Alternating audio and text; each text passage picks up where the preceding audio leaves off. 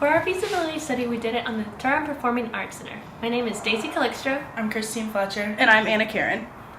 The Durham Performing Arts Center is often referred to as DPAC. It has a seating capacity of 2,700 seats. And it hosts annually about 149 events that are Broadway, concerts, and comedies to its residents in Durham and surrounding areas. Although this is a great venue, we need new amenities for the growing population. We have to make the venue more accessible. Over 51% of the people who attend DPAC are over the age of 45, so it's crucial that we have easy access for them around the venue. These updates will increase private events and increase revenue streams.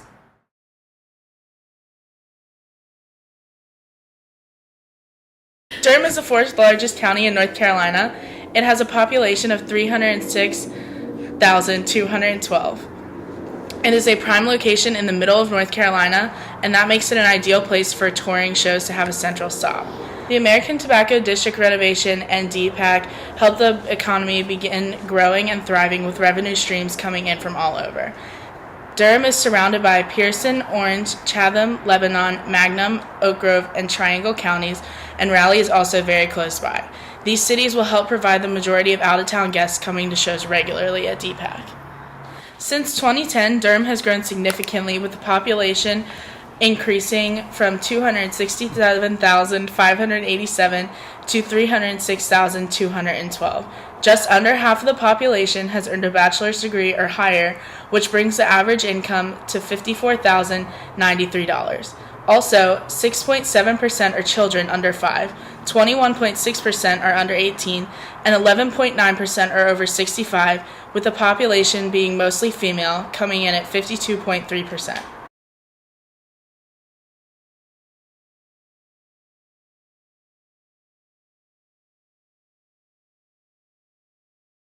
The Durham Performing Arts Center performs on average 249 performances with an estimated guest attendance of 450,000 guests.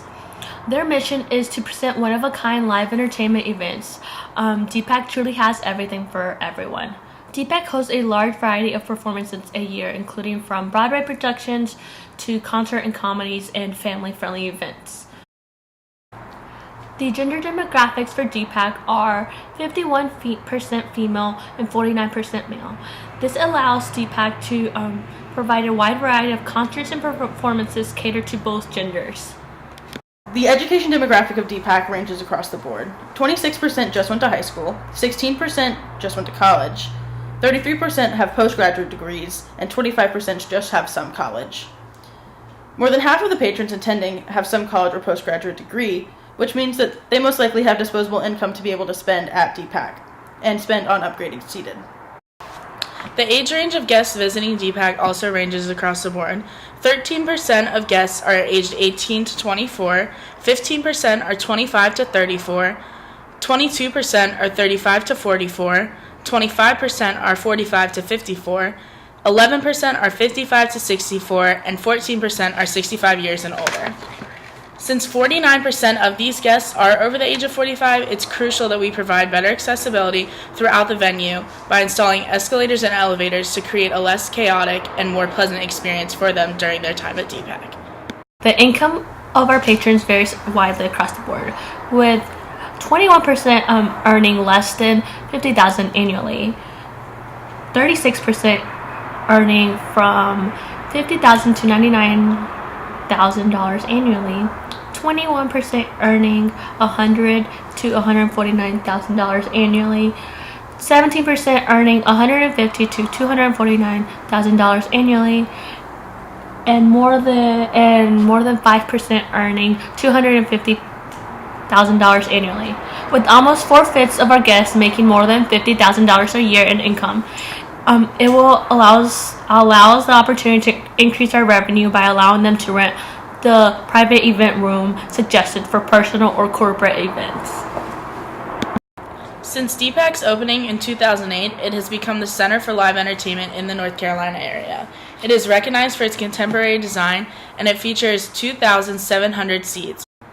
It features intimate sightlines and state-of-the-art sound and video. It has been listed 5 times in the top 10 Pollstar magazine's annual worldwide theater attendance rankings There was a 1.8 million seat renovation that was completed inside of the theater. The removed seats were sent to local auditoriums and theaters in the North Carolina area.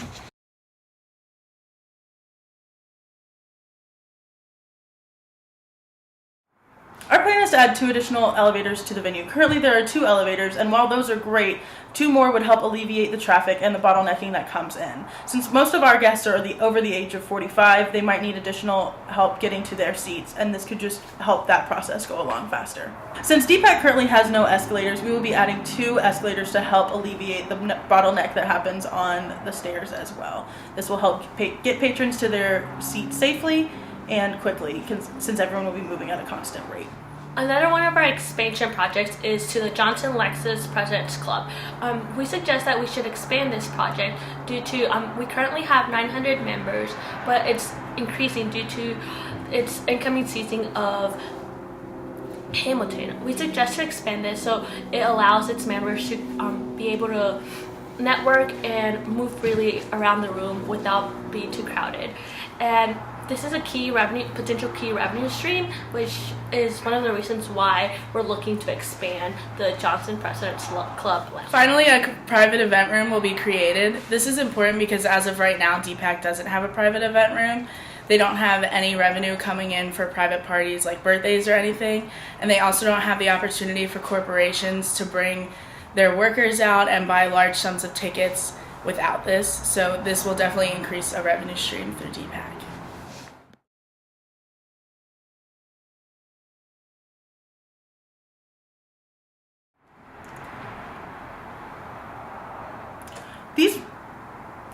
These renovations can be completed by 3 different financing options. They are public funding, which are taxes, government-issued bonds, or municipal bonds. That was so good. Just try one more time.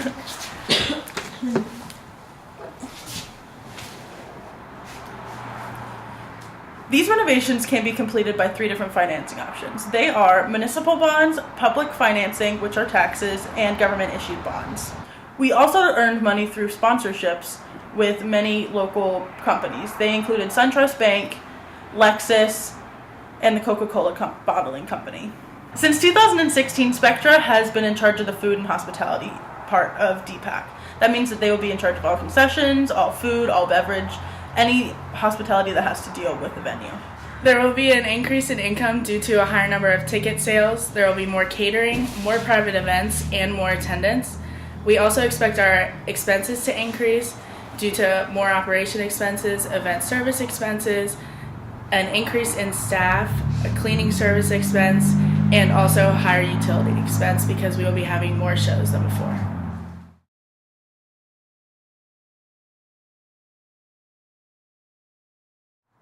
For Durham Performing Arts economic impact, DPAC has generated over $500 million since it's opened in 2008 to the Durham economy.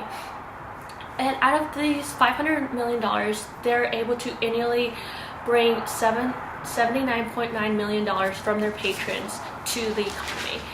In addition, they have different outlets for economic impacts and through employment, event revenue, tax revenue, operations revenue, merchandise and concessions revenue, food and beverage revenue tax, and the tourism and hospitality tax.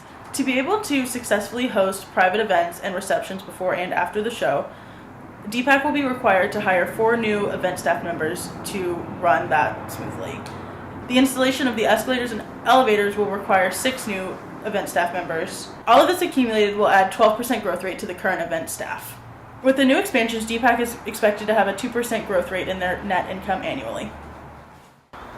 The image you are seeing is the prime location of the Durham Performing Arts Center. It's surrounded by downtown Durham and the Tobacco District.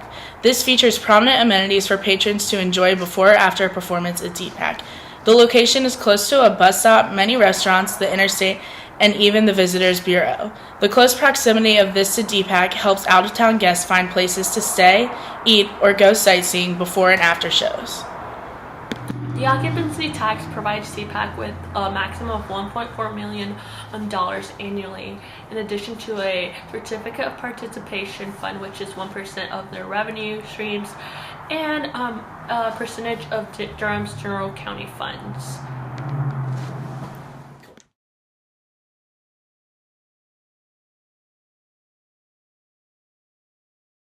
The following data is our balance sheet for 2017-2021. For our assets, we had cash, accounts receivable, inventory, prepaid expenses, and our fixed assets were land, equipment, building, and accumulated depreciation. The total assets for 2017 generated an income of over $49 million. For 2018, we generated over $53 million. For 2019, we generated over $56 million. For 2020, we generated over $59 million, and for 2021, we generated over $61 million. Our liabilities were accounts payable, short-term debt, and our long-term liabilities were long-term debt. For 2017, our total liabilities were $710,000. For 2018, our total liabilities were $690,000. For 2019, our total liabilities were $668,000. For 2020, our total liabilities were $646,000. And for 2021, our total liabilities were $623,000. Our owner's equity were investment and retained earnings. Our total owner's equity for 2017 was about $46 million. For 2018, our total equity was about $50 million. For 2019, our total equity was $53 million. For 2020, our total equity was about $56 million. And for 2021, our total equity was about $58 million. After totaling our total liabilities and owner's equity and total assets, our balance sheet balances across the board. Our revenues on our income statement are broken down into 5 different categories: ticket sales, concessions, sponsorship, President's Club memberships, and miscellaneous revenues. Our ticket sales are then broken down into Broadway and concerts and comedy. Our concessions are broken down into food, beverages, and snacks. And our President's Club memberships are broken down into evening and matinee, and then further broken down from there. In 2017, our total revenue equaled about $30.5 million. In 2018 was about $30.6 million. In 2019 was also about $30.6 million. 2020 was $30.6 million as well, with 2021 being our highest at $30.7 million. Our operating expenses were broken down into 8 categories. We had general and administrative expense, talent cost, utilities, maintenance, miscellaneous expense, event expenses, advertising expense, and depreciation expense. From there, our general and administrative expenses were broken down into staff salaries, event staff salaries, insurance expense. Our event expenses were broken down into cleaning, security, parking enforcement, fire watch, Durham PD, and the K-9 unit. After subtracting our total expenses from our total revenues, our gross operating incomes for 2017 were $4.5 million. In 2018 was $3.9 million. In 2019 was $3.3 million. In 2020 was $2.6 million. And in 2021 was $1.9 million. After that, we subtracted our interest expense, leaving us with $4.5 million for 2017, $3.9 for 2018, $3.2 for 2019, $2.6 for 2020, and $1.9 for 2021. These net incomes became our retained earnings on our balance sheet. Our statement of cash flows consisted of an operating, investing, and financing section. Our operating section started with net income, added depreciation, subtracted accounts receivable, subtracted inventory, added accounts payable, subtracted prepaid expenses, and included short-term debt. In 2017, our total operations was about $7 million. In 2018, it was over $5 million. In 2019, it was over $4 million. In 2020, it was about $4 million. And in 2021, it was about $3.2 million. Okay. Our investing section consists of land, building, and equipment. Our total for 2017 was negative $47 million. Our total for 2018 was about negative $930,000. Our total for 2019 was about negative $950,000. Our total for 2020 was about negative $970,000, and our total for 2021 was about negative $990,000. Our financing section consisted of our investment and our change in long-term debt. For 2017, our total financing section was $42,750,000. For 2018, it was negative $20,000. For 2019, it was about negative $21,000. For 2020, it was about negative $22,000. And for 2021, it was about negative $23,000. Our increase or decrease in cash were all taken into account. All 5 years, we had a positive increase in cash. For 2017, it was over $2.5 million. For 2018, it was over $4 million. For 2019, it was about $3.5 million. For 2020, it was almost $3 million. And for 2021, it was about $2.2 million. The accumulated cash that you see here, it can be found on our balance sheet under the total current assets of cash. For our loan amortization schedule, we have a loan for $750,000. Our annual interest rate is 3.5% a year, and we'll be paying this off in 25 years with one payment per year. Our principal amounts will be our short-term debts, and our $750,000 will be our long-term debt. Our depreciation schedule consists of our building and our equipment. In 2017, our building was depreciated $1.1 million. In year 2, 2018, it was depreciated $1.187 million. In year 3, $1.210 million. Year 4, $1.235, and year 5, $1.259 million. Our equipment was depreciated the same each year at $2,857. This totaled to our accumulated depreciation with $2.35 million in year 2, $3.5 million in year 3, $4.8 million in year 4, and $6 million in year 5. Just a reminder, depreciation is a non-cash expense.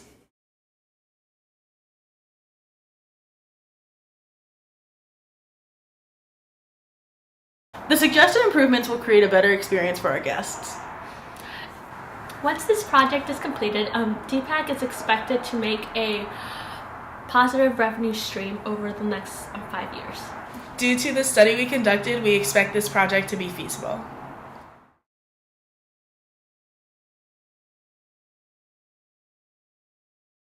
You're going to have to wait because there's a train. I love trains. Child, like you're fuzzy, like after. Once this project is completed, DPAC is expected to make positive revenue streams over the projected next 5 years. I need to repeat that again because my face kept going down. Okay. 5 years. Yeah. Occupancy tax. We're taking a video, you just ruined it.